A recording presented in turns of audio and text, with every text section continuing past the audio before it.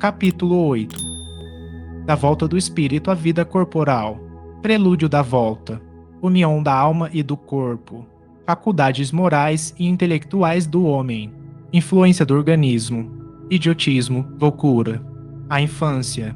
Simpatia e antipatia terrenas. Esquecimento do passado. Prelúdio da volta. Questão 330. Sabem os espíritos em que época reencarnarão? Exposta. Pressentirá, como sucede ao cego que se aproxima do fogo. Sabem que tem de retomar um corpo, como sabeis que tendes de morrer um dia, mas ignoram quando isso se dará. 166. Questão 330-A. Então, a reencarnação é uma necessidade da vida espírita, como a morte o é da vida corporal? Resposta: certamente, assim é.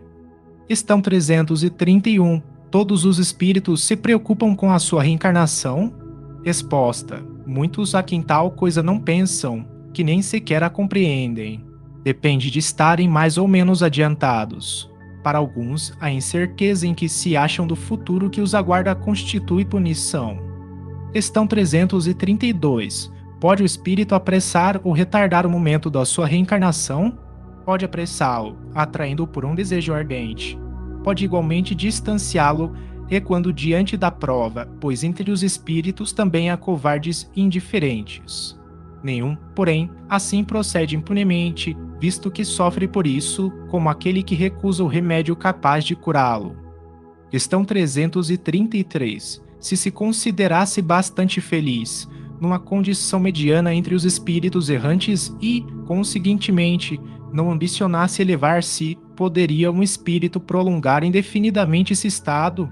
Resposta: indefinidamente, não. Cedo ou tarde, o espírito sente a necessidade de progredir. Todos têm que se elevar, esse é o destino de todos. Questão 334. A predestinação na união da alma com tal ou tal corpo, ou só a última hora é feita a escolha do corpo que ela tomará? O espírito é sempre, de antemão, designado. Tendo escolhido a prova que queira submeter-se, pede para encarnar. Ora, Deus, que tudo sabe e vê, já antecipadamente sabia e vira que tal espírito se uniria a tal corpo. Questão 335.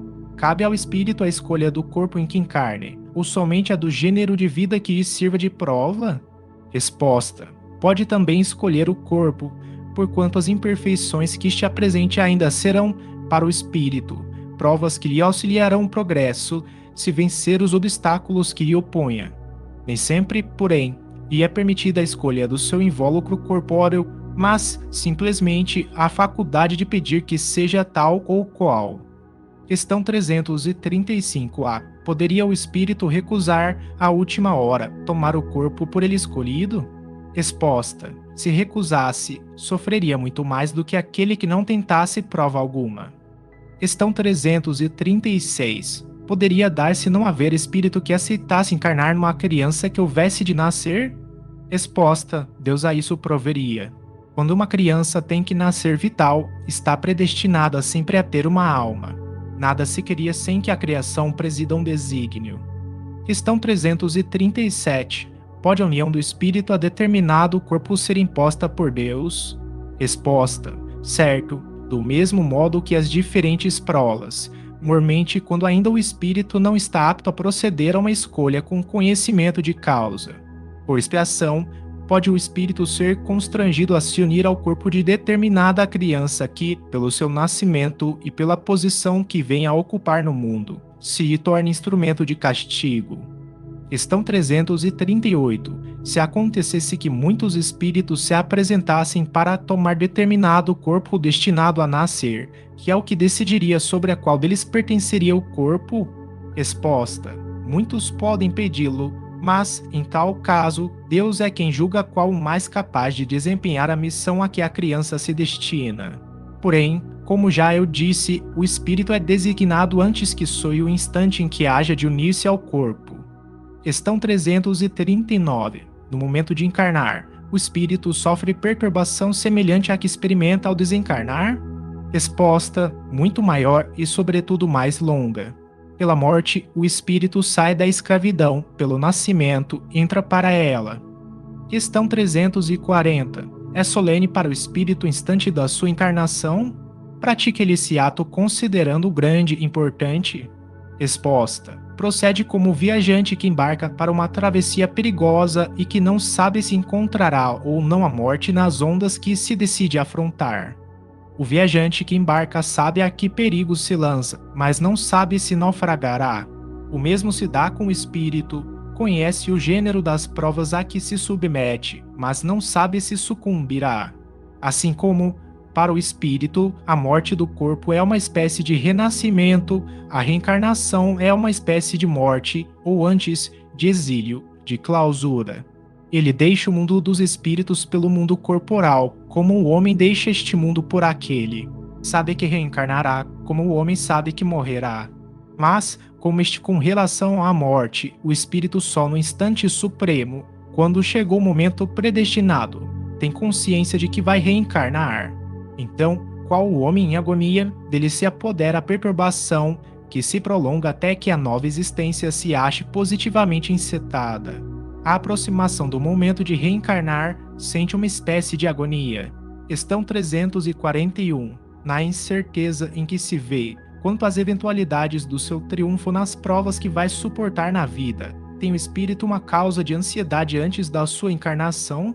Resposta: de ansiedade bem grande, pois que as provas da sua existência o retardarão ou farão avançar conforme a suporte. Questão 342. No momento de reencarnar, o espírito se acha acompanhado de outros espíritos seus amigos, que vêm assistir à sua partida do mundo incorpóreo. Como vêm recebê-lo quando para lá volta? Depende da esfera que pertença. Se já está nas em que reina a afeição, os espíritos que querem o acompanham até o último momento, animam e mesmo lhe seguem, muitas vezes, os passos pela vida fora.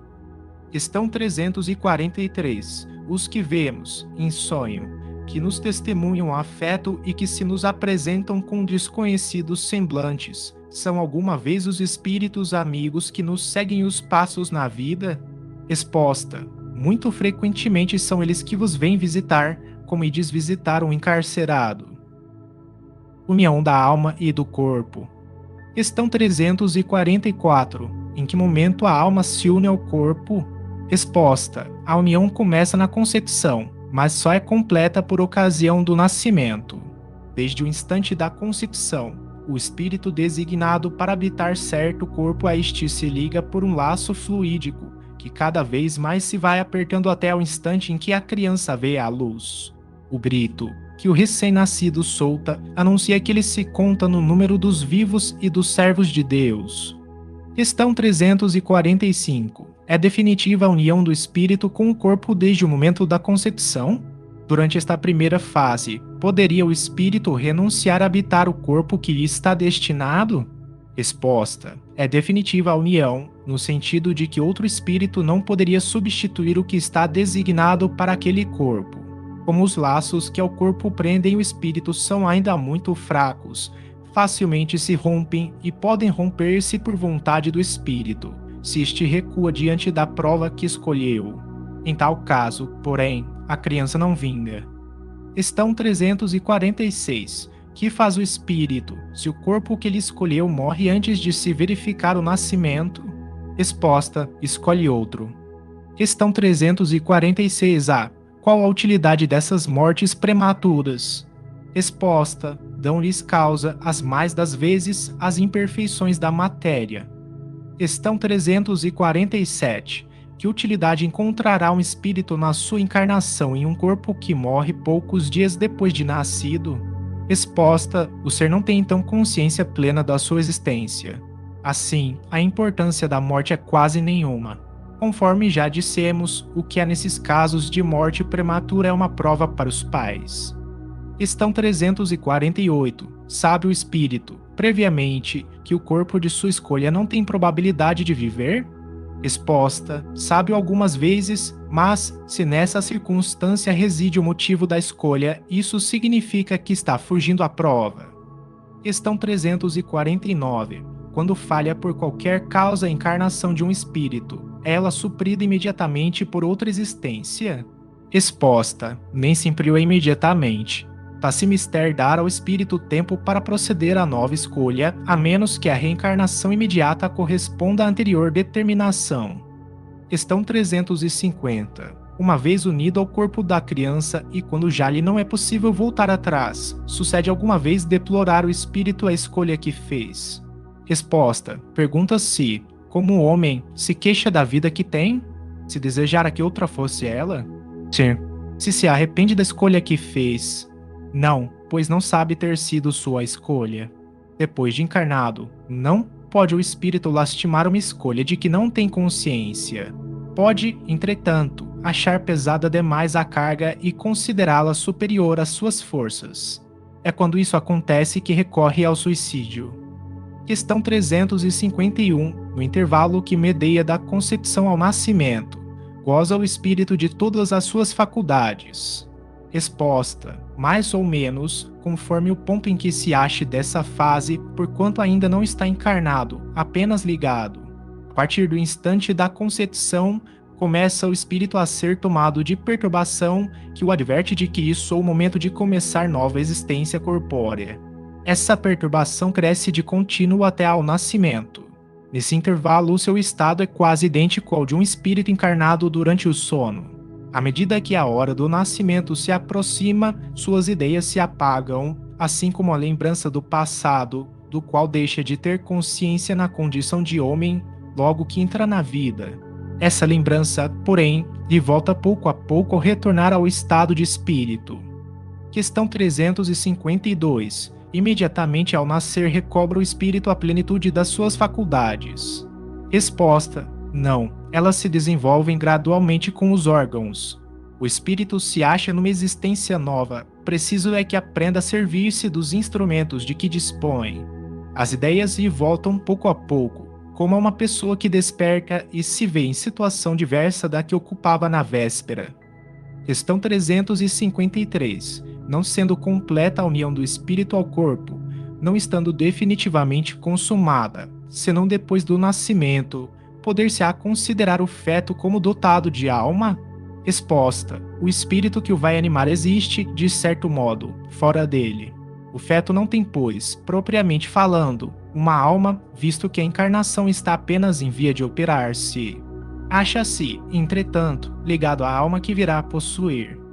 Questão 354. Como se explica a vida intrauterina? Resposta. É a da planta que vegeta. A criança vive vida animal. O homem tem a vida vegetal e a vida animal que, pelo seu nascimento, se completam com a vida espiritual. Questão 355. De fato, como indica a ciência, crianças que já no seio materno não são vitais. Com que fim ocorre isso? Resposta. Frequentemente isso se dá e Deus o permite como prova, quer para os pais do nascituro, quer para o espírito designado a tomar lugar entre os vivos. Questão 356. Entre os natimortos, alguns haverá que não tenham sido destinados à encarnação de espíritos. Resposta. Alguns há, efetivamente, a cujos corpos nunca nenhum espírito esteve destinado. Nada tinha que se efetuar para eles. Tais crianças então só vêm por seus pais. Questão 356a. Pode chegar a termo de nascimento um ser dessa natureza? Resposta. Algumas vezes, mas não vive. Questão 356b. Segue-se daí que toda criança que vive após o nascimento tem forçosamente encarnado em si um espírito? Resposta. Que seria ela, se assim não acontecesse? Não seria um ser humano. Questão 357. Que consequências tem para o espírito o aborto? Resposta. É uma existência nulificada e que ele terá de recomeçar. Questão 358. Constitui crime a provocação do aborto, em qualquer período da gestação? Há crime sempre que transgredis a lei de Deus. Uma mãe, ou quem quer que seja, cometerá crime sempre que tirar a vida a uma criança antes do seu nascimento, pois isso impede uma alma de passar pelas provas a que serviria de instrumento o corpo que se estava formando. Questão 359. Dado o caso que o nascimento da criança pusesse em perigo a vida da mãe dela, haverá crime em sacrificar-se a primeira para salvar a segunda? Exposta. Preferível é se sacrifique o ser que ainda não existe a sacrificar-se o que já existe. Questão 360. Será racional ter-se para com feto as mesmas atenções que se costuma dispensar ao corpo de uma criança que viveu algum tempo? Exposta. Em tudo vede o cumprimento da vontade de Deus. Não trateis, pois, desatenciosamente, coisas que deveis respeitar, porque não respeitar as obras da criação, uma vez que, se não completaram, é que assim o quis o Criador? Tudo corre segundo os seus desígnios, e a ninguém é lícito julgar desses desígnios. Faculdades morais e intelectuais do homem. Questão 361. Qual a origem das qualidades morais, boas ou más, do homem? Resposta: são as do espírito nele encarnado. Quanto mais puro é esse espírito, tanto mais propenso ao bem é o homem. Questão 361a. Seguir-se-á daí que o homem de bem é a encarnação de um bom espírito e o homem vicioso é de um espírito mau? Resposta: sim, mas diz antes que o homem vicioso é a encarnação de um espírito imperfeito, pois, do contrário, poderias fazer crer na existência de espíritos sempre maus a que chamais demônios. Questão 362. Qual o caráter dos indivíduos em que encarnam espíritos desacisados e levianos? Resposta: são indivíduos estúrdios, maliciosos e, não raro, criaturas malfazejas. Questão 363. Tem os espíritos paixões de que não partilha a humanidade?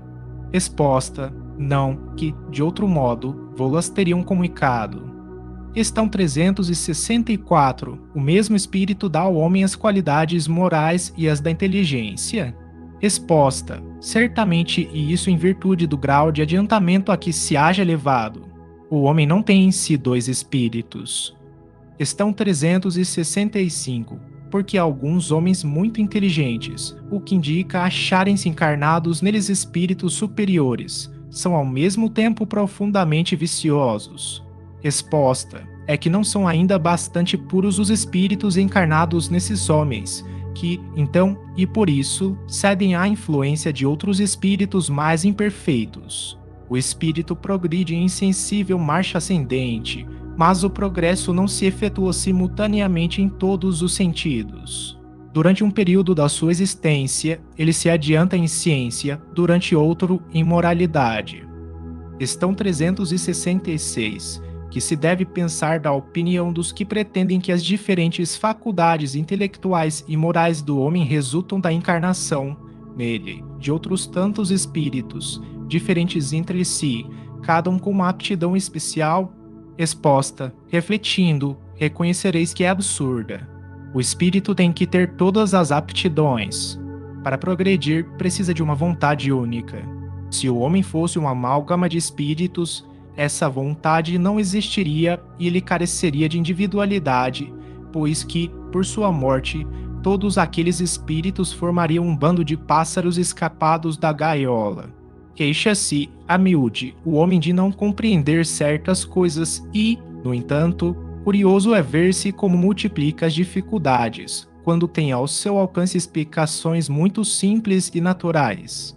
Ainda neste caso tomam efeito pela causa.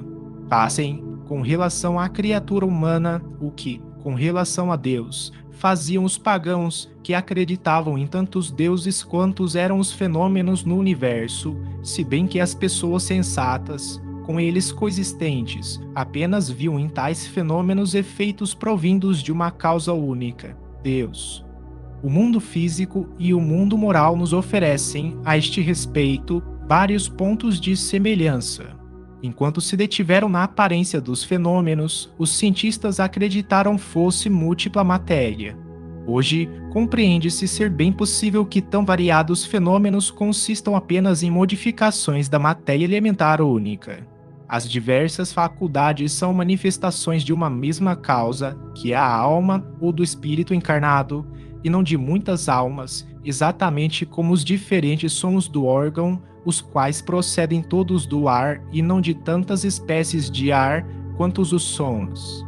De semelhante sistema decorreria que, quando um homem perde ou adquire certas aptidões, certos pendores, isso significaria que outros tantos espíritos teriam vindo habitá-lo ou teriam deixado, o que o tornaria um ser múltiplo, sem individualidade e, conseguintemente, sem responsabilidade. Acresce que o contradizem numerosíssimos exemplos de manifestações de espíritos em que estes provam suas personalidades e identidade. Influência do organismo. Questão 367. Unindo-se ao corpo, o espírito se identifica com a matéria? Resposta. A matéria é apenas o envoltório do espírito, como o vestuário é do corpo. Unindo-se a este, o espírito conserva os atributos da natureza espiritual. Questão 368. Após sua união com o corpo, exerce o espírito, com liberdade plena, suas faculdades. Resposta. O exercício das faculdades depende dos órgãos que lhe servem de instrumento. A grosseria da matéria as enfraquece. Questão 368-A. Assim, o invólucro material é obstáculo à livre manifestação das faculdades do espírito, como um vidro opaco é a livre irradiação da luz. Resposta. É como um vidro muito opaco. Pode-se comparar a ação que a matéria grosseira exerce sobre o espírito à de um charco lodoso sobre um corpo nele mergulhado, ao qual tira a liberdade dos movimentos. Questão 369. O livre exercício das faculdades da alma está subordinado ao desenvolvimento dos órgãos.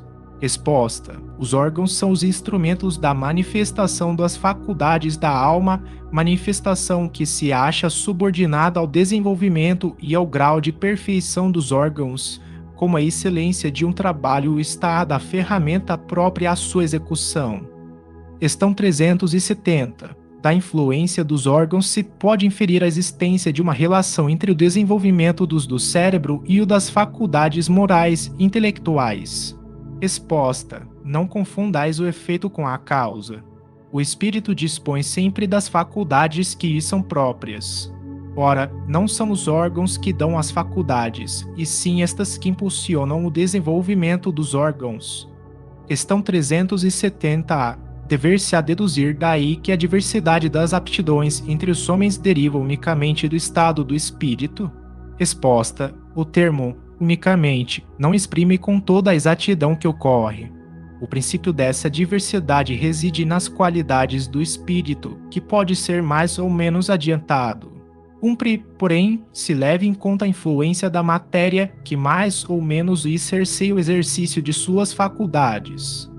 Encarnando, traz o espírito certas predisposições e, se admitir que a cada uma corresponda no cérebro um órgão, o desenvolvimento desses órgãos será efeito e não causa. Se nos órgãos estivesse o princípio das faculdades, o homem seria uma máquina sem livre-arbítrio e sem a responsabilidade de seus atos. Forçoso então fora admitir-se que os maiores gênios, os sábios, os poetas, os artistas, só são porque o acaso lhes deu órgãos especiais, donde se seguiria que, sem esses órgãos, não teriam sido gênios e que, assim, o maior dos imbecis houvera podido ser um Milton, um Virgílio ou um Rafael, desde que de certo os órgãos se achassem providos. Ainda mais absurda se mostra semelhante hipótese se aplicarmos às qualidades morais. Efetivamente, segundo esse sistema, um Vicente de Paulo, se a natureza o dotar de tal ou tal órgão, teria podido ser um celerado, e o maior dos celerados não precisaria senão de um certo órgão para ser um Vicente de Paulo. Admita-se, ao contrário, que os órgãos especiais, dado que existam, são consequentes, que se desenvolvem por efeito do exercício da faculdade, como os músculos por efeito do movimento, e a nenhuma conclusão irracional se chegará. Sirvamo-nos de uma comparação trivial à força de ser verdadeira. Por alguns sinais fisionômicos se reconhece que um homem tem o vício da embriaguez. Serão esses sinais que fazem dele um ébrio, ou será a ebriedade que nele imprime aqueles sinais? Pode dizer-se que os órgãos recebem o cunho das faculdades. Idiotismo, loucura. Questão 371. Tem algum fundamento pretender-se que a alma dos cretinos e dos idiotas é de natureza inferior? Resposta: nenhum. Eles trazem almas humanas, não raro mais inteligentes do que supondes, mas que sofrem da insuficiência dos meios de que dispõem para se comunicar, da mesma forma que o mudo sofre da impossibilidade de falar. Questão 372. Que objetivo visa a providência criando os seres desgraçados, como os cretinos e os idiotas? Resposta: os que habitam corpos de idiotas são espíritos sujeitos a uma punição. Sofrem por efeito do constrangimento que experimentam e da impossibilidade em que estão de se manifestarem mediante órgãos não desenvolvidos ou desmantelados. Questão 372-A. Não há, pois, fundamento para dizer-se que os órgãos nada influem sobre as faculdades. Resposta: nunca dissemos que os órgãos não têm influência. Pena muito grande sobre a manifestação das faculdades, mas não são eles a origem destas. Aqui está a diferença. Um músico excelente, com um instrumento defeituoso, não dará a ouvir boa música, o que não fará que deixe de ser bom músico. Importa-se distinguir o estado normal do estado patológico. No primeiro, o moral vence os obstáculos que a matéria lhe opõe. Há, porém, casos em que a matéria oferece tal resistência que as manifestações anímicas ficam obstadas ou desnaturadas, como nos de idiotismo e de loucura. São casos patológicos e, não gozando nesse estado a alma de toda a sua liberdade, a própria lei humana isenta da responsabilidade de seus atos. Questão 373. Qual será o mérito da existência de seres que, como os cretinos e os idiotas, não podendo fazer o bem nem o mal, se acham incapacitados de progredir? Resposta: é uma expiação decorrente do abuso que fizeram de certas faculdades. É um estacionamento temporário. Questão 373-A. Pode assim o corpo de um idiota conter um espírito que tenha animado um homem de gênio em precedente existência? Resposta: certo. O gênio se torna por vezes um flagelo quando dele abusa o homem. A superioridade moral nem sempre guarda proporção com a superioridade intelectual e os grandes gênios podem ter muito que espiar. Daí, frequentemente, isso resulta uma existência inferior à que tiveram e uma causa de sofrimentos. Os embaraços que o espírito encontra para suas manifestações se assemelham às algemas que tolhem os movimentos a um homem vigoroso. Pode dizer-se que os cretinos e os idiotas são estropiados do cérebro, como o coxo é das pernas e dos olhos o cego. Questão 374. Na condição de espírito livre, tem o idiota a consciência do seu estado mental? Resposta: frequentemente tem. Compreende que as cadeias que lhe obstam ao voo são prova e expiação. Questão 375. Qual, na loucura, a situação do espírito? Resposta: o espírito, quando em liberdade, recebe diretamente suas impressões e diretamente exerce sua ação sobre a matéria. Encarnado, porém, ele se encontra em condições muito diversas e na contingência de só o fazer com o auxílio de órgãos especiais. Altere-se uma parte ou conjunto de tais órgãos e eis que se interrompem, no que destes dependam sua ação ou suas impressões. Se perde os olhos, fica cego, se o ouvido, torna-se surdo, etc.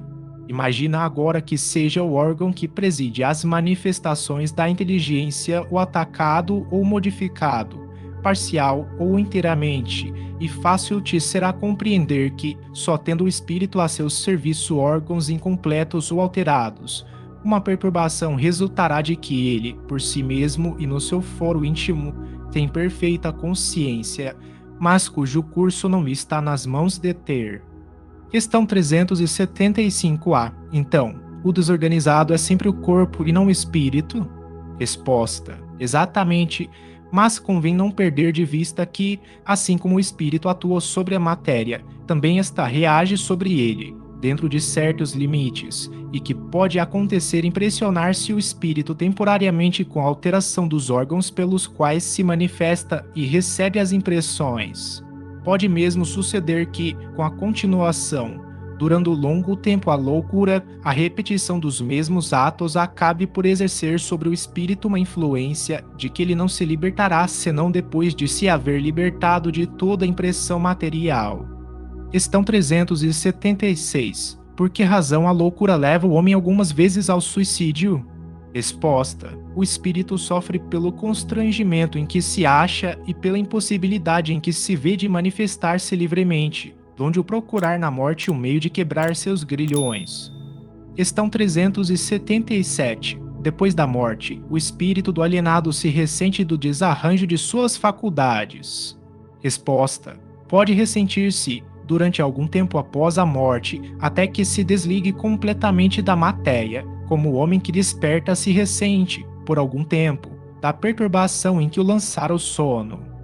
Questão 378. De que modo a alteração do cérebro reage sobre o espírito depois da morte? Exposta, como uma recordação. Um peso oprime o espírito e, como ele não teve a compreensão de tudo que se passou durante a sua loucura, sempre se faz mister um certo tempo, a fim de se pôr ao corrente de tudo. Por isso é que, quanto mais durar a loucura no curso da vida terrena, tanto mais lhe durará a incerteza, o constrangimento depois da morte. Liberto do corpo, o espírito se ressente, por certo tempo, da impressão dos laços que aquele o prendiam. A infância. Questão 379 é tão desenvolvido quanto de um adulto o espírito que anima o corpo de uma criança. Exposta, pode até ser mais se mais progrediu. Apenas a imperfeição dos órgãos infantis o impede de se manifestar, obra de conformidade com o instrumento de que dispõe. Questão 380. Abstraindo do obstáculo que a imperfeição dos órgãos opõe à sua livre manifestação, o espírito, numa criancinha, pensa como criança ou como adulto? Resposta: desde que se trata de uma criança, é claro que, não estando ainda nela desenvolvidos, não podem os órgãos da inteligência dar toda a intuição própria de um adulto ao espírito que anima. Este, pois, tem, efetivamente, limitada a inteligência, enquanto a idade lhe não amadurece a razão.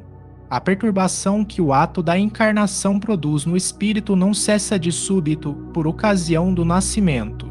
Só gradualmente se dissipa, com o desenvolvimento dos órgãos. Há um fato de observação que apoia esta resposta. Os sonhos, numa criança, não apresentam o caráter dos de um adulto. Quase sempre pueril é objeto dos sonhos infantis, o que indica de que natureza são as preocupações do respectivo espírito. Questão 381. Por morte da criança, readquire o espírito, imediatamente, o seu precedente vigor? Resposta: assim tem que ser, pois que se vê desembaraçado de seu invólucro corporal. Entretanto, não readquire a anterior lucidez, senão quando se tenha completamente separado daquele envoltório, isto é, quando mais nenhum laço existe entre ele e o corpo. Questão 382. Durante a infância sofre o espírito encarnado, em consequência do constrangimento que a imperfeição dos órgãos lhe impõe? Resposta: não. Esse estado corresponde a uma necessidade, está na ordem da natureza e de acordo com as vistas da providência. É um período de repouso do espírito. Questão 383. Qual, para este, a utilidade de passar pelo estado de infância? Resposta: encarnando, com o objetivo de se aperfeiçoar, o espírito, durante esse período, é mais acessível às impressões que recebe, capazes de auxiliar em um adiantamento, para o que devem contribuir os incumbidos de educá-lo. Questão 384. Por que é o choro a primeira manifestação da criança ao nascer? Resposta: para estimular o interesse da genitora e provocar os cuidados de que a mister. Não é evidente que se suas manifestações fossem todas de alegria, quando ainda não sabe falar, pouco se inquietariam os que o cercam com os cuidados que lhes são indispensáveis. Admirai, pois, em tudo a sabedoria da providência. Questão 385. Que é o que motiva a mudança que se opera no caráter do indivíduo em certa idade, especialmente ao sair da adolescência? É que o espírito se modifica? Resposta: é que o espírito retoma a natureza que lhe é própria e se mostra qual era. Não conheceis o que a inocência das crianças oculta. Não sabeis o que elas são, nem o que o foram, nem o que serão. Contudo, a afeição me estendes, as acariciais, como se fossem parcelas de vós mesmos, a tal ponto que se considera o amor que uma mãe consagra a seus filhos como o maior amor que um ser possa votar a outro. Donde nasce o meigo afeto, a terna benevolência que mesmo os estranhos sentem por uma criança. Sabeis? Não. Pois bem, vou explicá-lo. As crianças são os seres que Deus manda novas existências, para que não lhe possam imputar excessiva severidade. Dá-lhes ele todos os aspectos da inocência. Ainda quando se trata de uma criança de maus pendores, cobrem-se as más ações com a capa da inconsciência. Essa inocência não constitui superioridade real com relação ao que eram antes, não. É a imagem do que deveriam ser e, se não são, o consequente castigo exclusivamente sobre elas recai. Não foi, todavia, por elas somente que Deus lhes deu esse aspecto de inocência, foi também e sobretudo por seus pais, de cujo amor necessita a fraqueza que as caracteriza.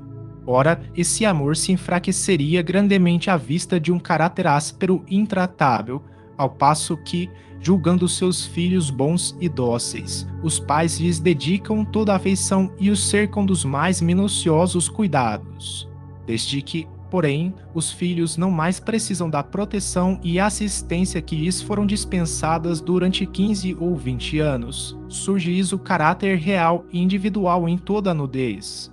Conservam-se bons, se eram fundamentalmente bons, mas sempre irisados de matizes que a primeira infância manteve ocultos. Como vedes, os processos de Deus são sempre os melhores e, quando se tem o coração puro, facilmente se lhes apreende a explicação. Com efeito, ponderai que nos vossos lares possivelmente nascem crianças cujos espíritos vêm de mundos onde contraíram hábitos diferentes dos vossos e dizei-me como poderiam estar no vosso meio esses seres, trazendo paixões diversas das que nutris, inclinações, gostos inteiramente opostos aos vossos, como poderiam enfileirar-se entre vós, senão como Deus o determinou, isto-lhe, passando pelo tamiz da infância. Nesta se vem confundir todas as ideias, todos os caracteres, todas as variedades de seres gerados pela infinidade dos mundos em que medram as criaturas. E vós mesmos, ao morrerdes, vos achareis num estado que é uma espécie de infância entre novos irmãos. Ao volverdes à existência extraterrena, ignorareis os hábitos, os costumes, as relações que se observam nesse mundo, para vós, novo. Manejareis com dificuldade uma linguagem que não estáis acostumado a falar, linguagem mais vivaz do que é agora o vosso pensamento. 319. A infância ainda tem outra utilidade. Os espíritos só entram na vida corporal para se aperfeiçoarem, para se melhorarem. A delicadeza da idade infantil os torna brandos, acessíveis aos conselhos da experiência e dos que devam fazê-los progredir. Nessa fase é que se lhes pode reformar os caracteres e reprimir os maus pendores. Tal o dever que Deus impôs aos pais, missão sagrada de que terão de dar contas. Assim, portanto, a infância é não só útil, necessária, indispensável, mas também consequência natural das leis que Deus estabeleceu e que regem o universo. Simpatia e antipatia terrenas. Questão 386. Podem dois seres, que se conheceram e estimaram, encontrar-se noutra existência corporal e reconhecer-se? Resposta: reconhecer-se, não. Podem, porém, sentir-se atraídos um para o outro. E, frequentemente, diversa não é a causa de íntimas ligações fundadas em sincera afeição. Um do outro, dois seres se aproximam devido a circunstâncias aparentemente fortuitas, mas que na realidade resultam da atração de dois espíritos que se buscam reciprocamente por entre a multidão. Questão 386A. Não lhe seria mais agradável reconhecer em si? Resposta: nem sempre. A recordação das passadas existências teria inconvenientes maiores do que imaginais. Depois de mortos, reconhecer-se-ão e saberão que tempo passaram juntos. 392. Questão 387. A simpatia tem sempre por princípio um anterior conhecimento? Não. Dois espíritos, que se ligam bem, naturalmente se procuram um ao outro, sem que se tenham conhecido como homens. Questão 388. Os encontros, que costumam dar-se de algumas pessoas e que comumente se atribuem ao acaso, não serão efeito de uma certa relação de simpatia? Exposta, entre os seres pensantes, a ligação que ainda não conheceis. O magnetismo é o piloto desta ciência que mais tarde compreendereis melhor. Questão 389. E a repulsão instintiva que se experimenta por algumas pessoas, de onde se origina? São espíritos antipáticos que se adivinham e reconhecem sem se falarem. Questão 390. A antipatia instintiva é sempre sinal de natureza má? Exposta, de não simpatizarem um com o outro. Não se segue que dois espíritos sejam necessariamente maus. A antipatia entre eles pode derivar de diversidade no modo de pensar. À proporção, porém, que se forem elevando, essa divergência irá desaparecendo e a antipatia deixará de existir.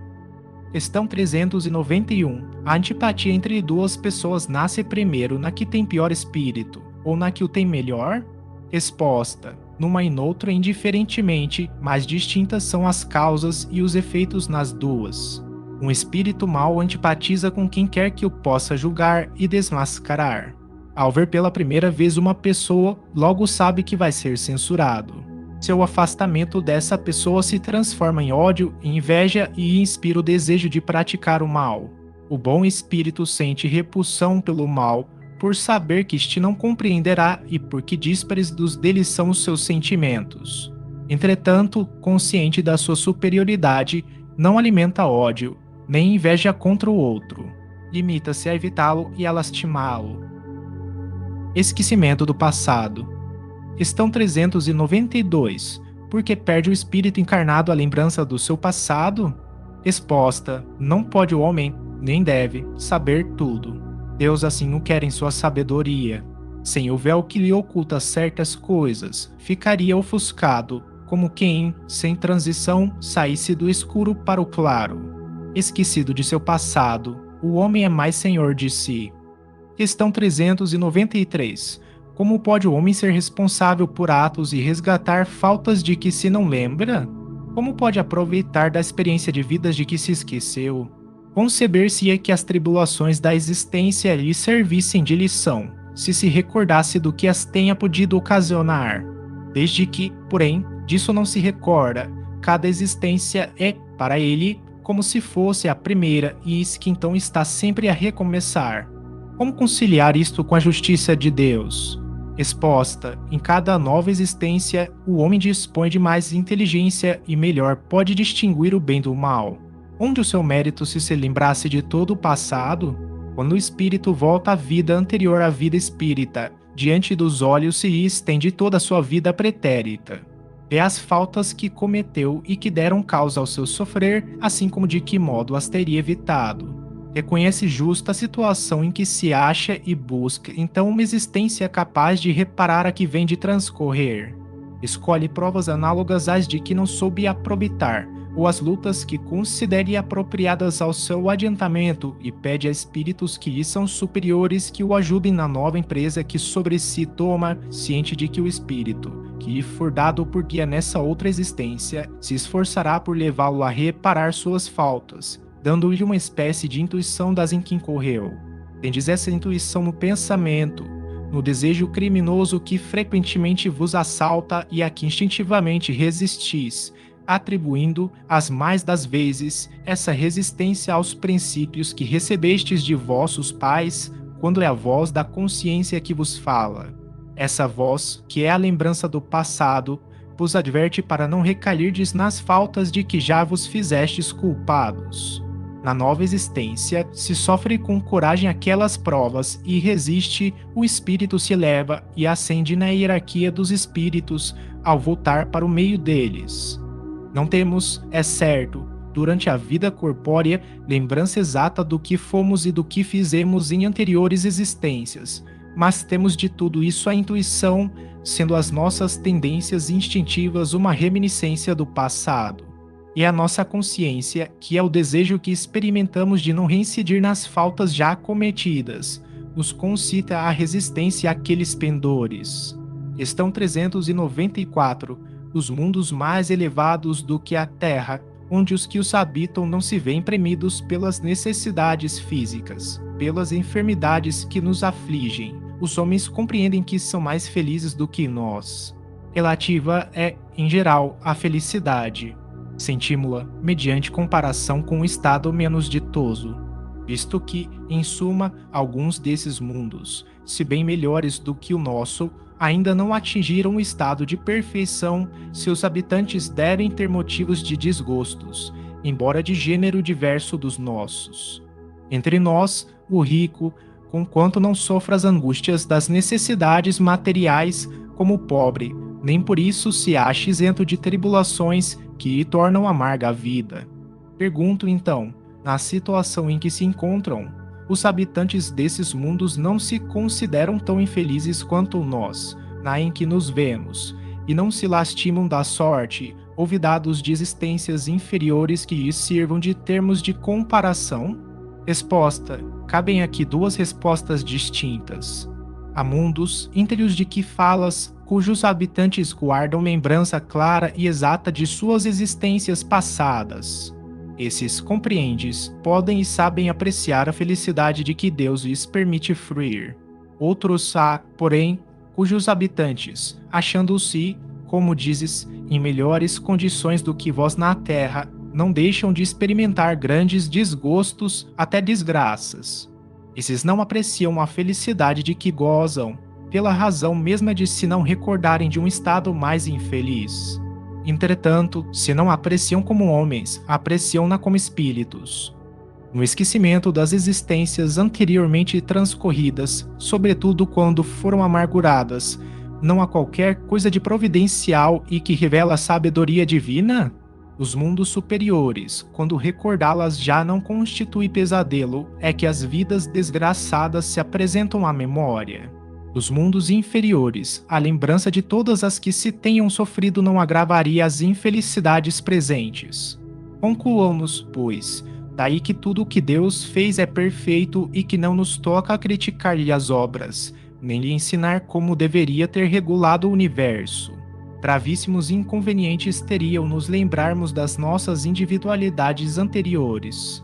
Em certos casos, humilhar-nos-ia sobremaneira. Em outros, nos exaltaria o orgulho, pendo-nos, em consequência, o livre-arbítrio. Para nos melhorarmos, dá-nos Deus exatamente o que nos é necessário e basta, a voz da consciência e os pendores instintivos. Priva-nos do que nos prejudicaria.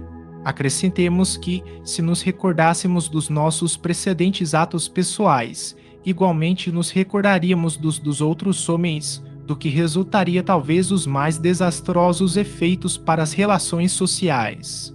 Nem sempre podendo honrar-nos do nosso passado, melhor é que sobre ele um véu seja lançado. Isto concorda perfeitamente com a doutrina dos espíritos acerca dos mundos superiores à Terra. Esses mundos em que só reina o bem, a reminiscência do passado nada tem de dolorosa. Tal a razão por que neles as criaturas se lembram da sua antecedente existência, como nos lembramos do que fizemos na véspera. Quanto à estada em mundos inferiores, não passa então, como já dissemos, de mau sonho. Questão 395. Podemos ter algumas revelações a respeito de nossas vidas anteriores. Resposta: nem sempre. Contudo, muitos sabem o que foram e o que faziam. Se se lhes permitisse dizê-lo abertamente, extraordinárias revelações fariam sobre o passado. Questão 396. Algumas pessoas julgam ter vaga a recordação de um passado desconhecido, que se lhes apresenta como a imagem fugitiva de um sonho, que em vão se tenta reter. Não há nisso simples ilusão. Resposta: algumas vezes é uma impressão real, mas também, frequentemente, não passa de mera ilusão, contra a qual precisa o homem por si em guarda, porquanto pode ser efeito de superexcitada imaginação. Questão 397. Nas existências corpóreas de natureza mais elevada do que a nossa, é mais clara a lembrança das anteriores. Resposta: sim. À medida que o corpo se torna menos material, com mais exatidão o homem se lembra do seu passado. Esta lembrança, os que habitam os mundos de ordem superior a têm mais nítida. Questão 398. Sendo os pendores instintivos uma reminiscência do seu passado, dar-se-á que, pelo estudo desses pendores, seja possível ao homem conhecer as faltas que cometeu? Até certo ponto, assim é. Preciso se torna, porém, levar em conta a melhora que se possa ter operado no espírito e as resoluções que ele haja tomado na erraticidade. Pode suceder que a existência atual seja muito melhor que a precedente. Questão 398-A poderá também ser pior, isto é, poderá o espírito cometer, numa existência, faltas que não praticou na precedente. Resposta: depende do seu adiantamento. Se não souber triunfar das provas, possivelmente será arrastado a novas faltas consequentes, então, da posição que escolheu. Mas, em geral, estas faltas denotam mais um estacionamento que uma retrogradação, porquanto o espírito é suscetível de se adiantar ou de parar, nunca, porém, de retroceder. Questão 399. Sendo as vicissitudes da vida corporal expiação das faltas do passado e, ao mesmo tempo, provas com vistas ao futuro, seguir-se-á que da natureza de tais vicissitudes se possa deduzir de que gênero foi a existência anterior? Resposta: muito a miúde é isso possível, pois que cada um é punido naquilo em que pecou. Entretanto, não há que tirar daí uma regra absoluta. As tendências instintivas constituem indício mais seguro, visto que as prolas por que passa o espírito são, tanto pelo que respeita ao passado, quanto pelo que toca ao futuro. Chegado ao termo que a providência lhe assinou a vida na erraticidade, o próprio espírito escolhe as provas a que deseja submeter-se para apressar o seu adiantamento. Isto é, escolhe meios de adiantar-se e tais provas estão sempre em relação com as faltas que lhe cumpre expiar. Se delas triunfa, eleva-se, se sucumbe, tem que recomeçar. O espírito goza sempre do livre-arbítrio. Em virtude dessa liberdade é que escolhe, quando desencarnado, as provas da vida corporal e que, quando encarnado, decide fazer ou não uma coisa e procede à escolha entre o bem e o mal. Negar ao homem o livre-arbítrio fora reduzi-lo à condição de máquina. Mergulhado na vida corpórea, perde o espírito, momentaneamente, a lembrança de suas existências anteriores, como se um véu as cobrisse.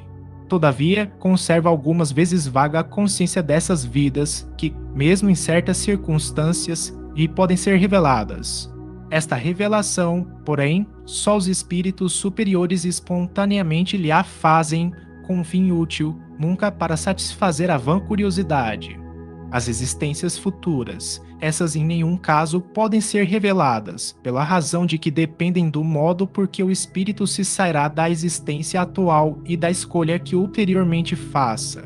O esquecimento das faltas praticadas não constitui obstáculo à melhoria do espírito, porquanto, se ele não lembra delas com precisão, o conhecimento que delas teve no estado errante e o desejo de repará-las guiam-no por intuição e lhe dão a ideia de resistir ao mal. Essa ideia é a voz da consciência, secundada pelos espíritos que o assistem, se atende às boas inspirações que lhe dão.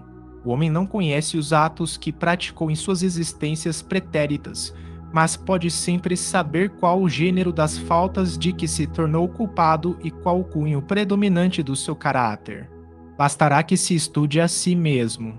Poderá então julgar do que foi, não pelo que é, mas pelas suas tendências. As vicissitudes da vida corpórea constituem expiação das faltas do passado e, simultaneamente, provas com relação ao futuro. Depuram-nos e elevam-nos se as suportamos resignados e sem murmurar. A natureza dessas vicissitudes e das provas que sofremos também nos podem esclarecer acerca do que fomos e do que fizemos, do mesmo modo que neste mundo julgamos dos atos de um culpado pelo castigo que inflige a lei.